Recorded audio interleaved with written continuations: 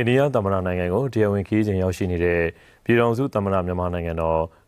သမ္မတဦးမင်းအောင်လှိုင်သည်ဒီနေ့ညနေပိုင်းမှာအိန္ဒိယသမ္မတနိုင်ငံသမ္မတ Her Excellency Shrimati Draupadi Murmu နဲ့၎င်းရဲ့သမ္မတအိမ်တော်အေကမ်းမှာတွေ့ဆုံဆွေးနွေးပါတယ်။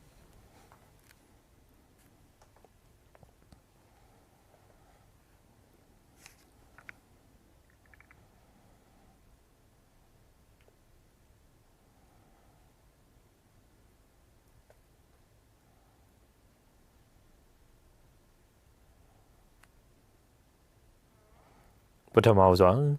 နိုင်ငံတော်သမ္မတအားအိန္ဒိယသမ္မတနိုင်ငံသမ္မတကရင်းနှီးနှီးကြိုးစုံနှုတ်ဆက်ပြီးတွေ့ဆုံဆွေးနွေးပါတယ်။အဆိုပါတွေ့ဆုံဆွေးနွေးပွဲကိုနိုင်ငံတော်သမ္မတနဲ့အတူ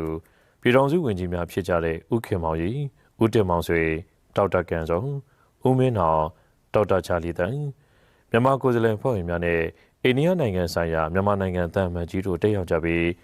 အိန္ဒိယသမ္မတနိုင်ငံသမ္မတနဲ့အတူအိန္ဒိယအစိုးရဖွဲ့ဝင်ဝန်ကြီးများမြန်မာနိုင်ငံဆိုင်ရာအိန္ဒိယနိုင်ငံသံအမတ်ကြီး Her Excellency Shri Ahetaku နဲ့တာဝန်ရှိသူများတက်ရောက်ကြပါတယ်။အဲလိုတွေ့ဆုံရမှာ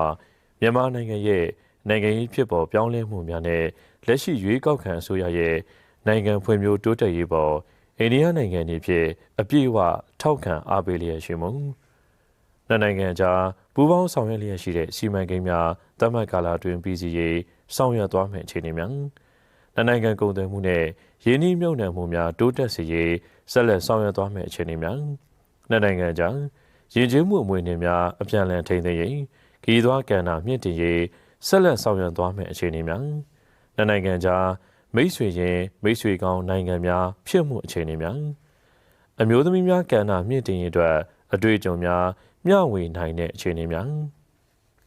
နိုင်ငံကြားကြည်ကြည်ရင်းနှီးမှုနဲ့ပူးပေါင်းဆောင်ရွက်မှုများဆက်လက်တိုးမြင့်ဆောင်ရွက်သွားမယ့်အခြေအနေများနဲ့ပတ်သက်ပြီး